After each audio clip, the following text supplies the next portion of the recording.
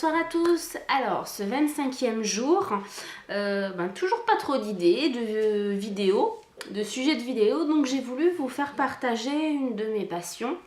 J'en ai plusieurs, mais heureusement, mais il y en a une qui est quand même assez présente. Alors c'est la lecture, oui, c'est pas super, voilà. Les sensations fortes du coup on n'en a pas pour le loisir lecture, mais je voulais surtout vous parler d'une série de livres que c'est même pas que j'apprécie beaucoup, j'adore, je suis totalement accro, je lis plus que ça.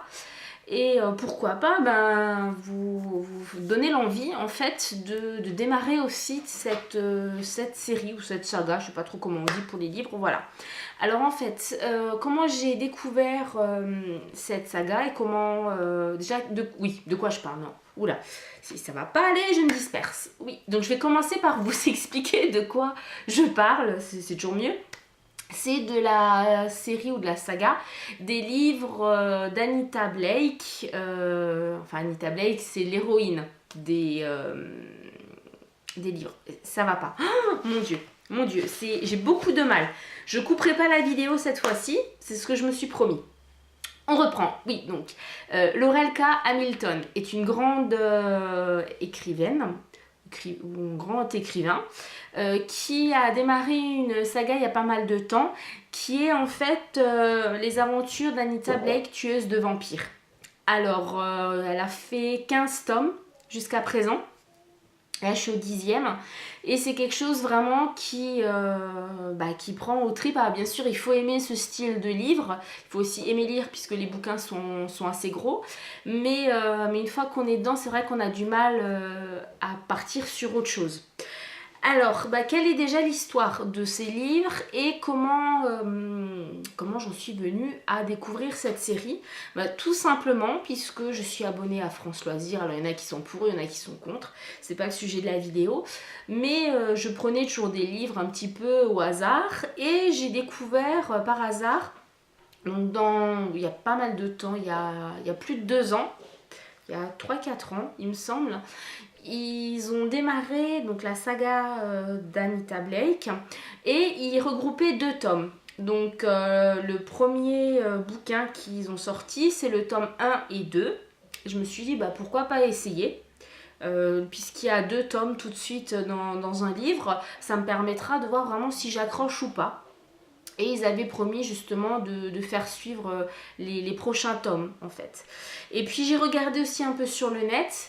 Le prix est plus qu'attractif puisque un bouquin, donc qui est 2 volumes dedans ou un, il est chez France Loisirs, bon après ça dépend effectivement de la carte, de l'ancienneté que vous avez et tout, mais il est à 9,99 €, alors qu'en commerce il est minimum à 15-17 €, donc je me suis dit voilà, de toute façon c'est un bon plan, on va tester.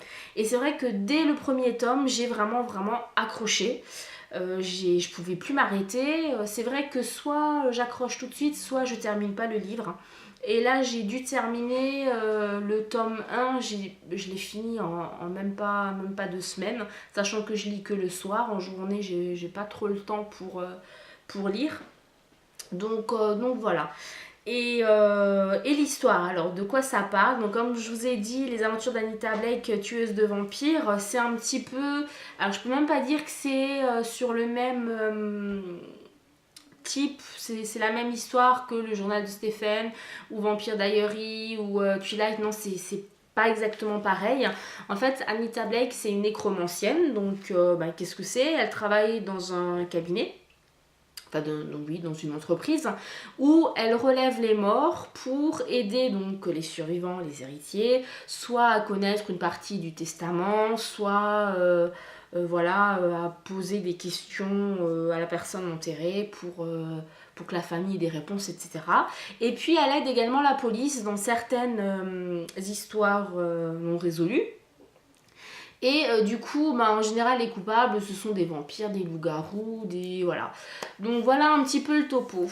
Si ça avait été que ça aurait été très vite lassant, puisque ce serait un policier ou dans le type horreur. Mais c'est aussi un petit peu... C'est un côté romantique, puisque elle tombe très vite sous le charme de deux personnes, Jean-Claude et Richard. Donc bon, il faut savoir qu'Anita Blake, elle est 100% humaine. Jean-Claude, c'est le... comment on pourrait dire ça, le roi des rois des vampires. C'est le maître vampire en fait de la ville. Et donc tout passe par lui en fait, hein. Oui, c'est vraiment lui, le maître vampire de la ville.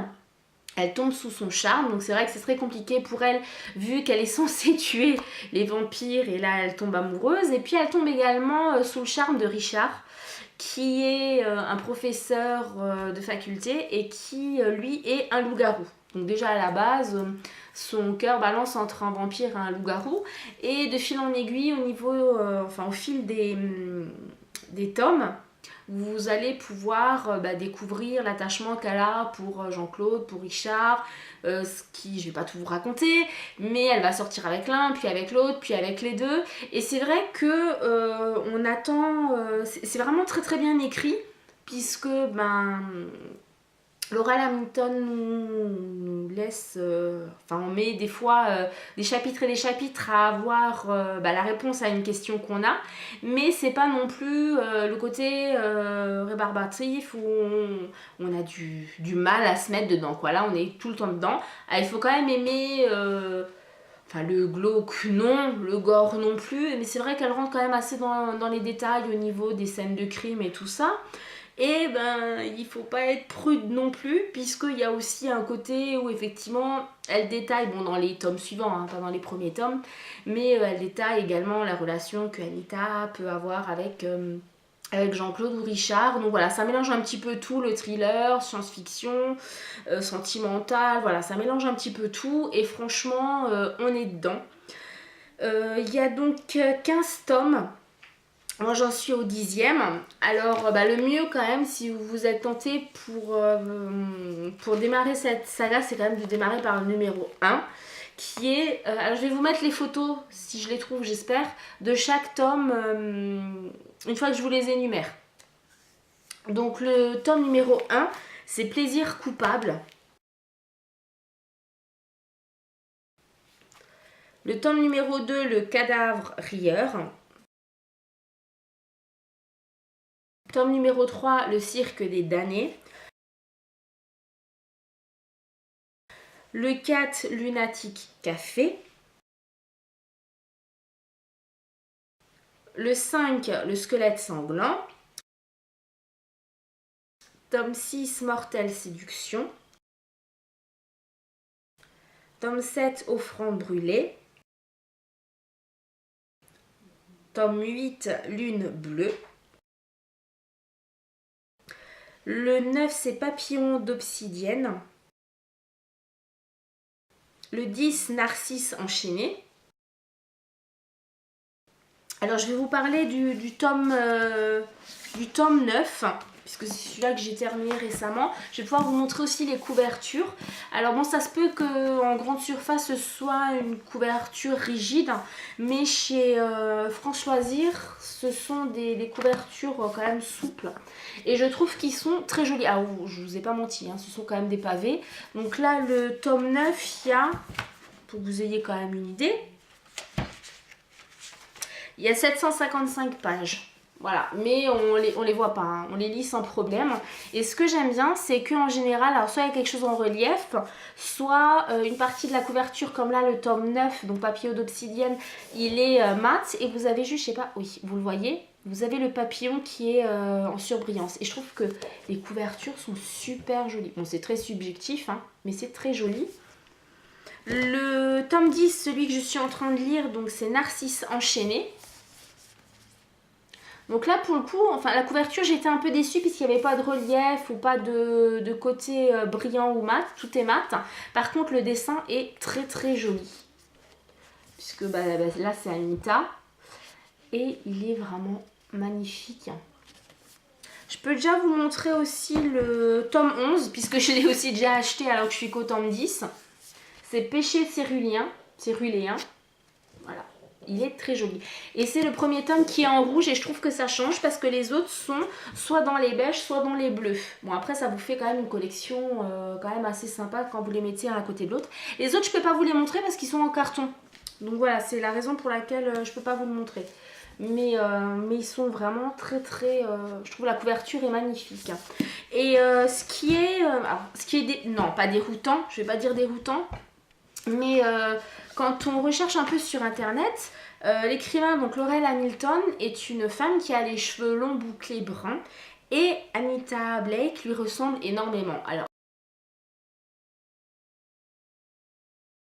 est-ce que elle a voulu mettre sur papier ses fantasmes ou ce qu'elle aurait aimé vivre ou je ne sais pas, mais c'est vraiment très très bien écrit et on est franchement dedans. Si vous vraiment vous aimez, vous n'avez pas peur des gros livres, puisque bon c'est quand même pas non plus 100 pages, il y en a quand même un petit peu plus, c'est vraiment génial. Et je vous conseille honnêtement de commencer par le tome 1, parce que ça se suit vraiment. C'est pas chaque fois, ça reprend à zéro du mot toute l'histoire d'Anita Blake. Non, là, ça se suit. C'est-à-dire que si vous commencez par exemple par celui que je suis en train de dire, le tome 10, vous n'allez pas trop comprendre. Surtout que le tome 10, je trouve, il commence tout de suite, il est tout de suite dedans. Et elle ne reprend pas un petit peu ce qui s'est passé déjà dans les autres tomes. Et si vous n'avez pas lu les précédents, vous allez être un petit peu perdu. Donc voilà, je vais m'arrêter parce que là, je me rends compte, ça fait 10 minutes que je vous parle de bouquins, quoi. Donc... wow, il faut que je m'arrête, si je me force pas, je vais finir par une vidéo d'une demi-heure.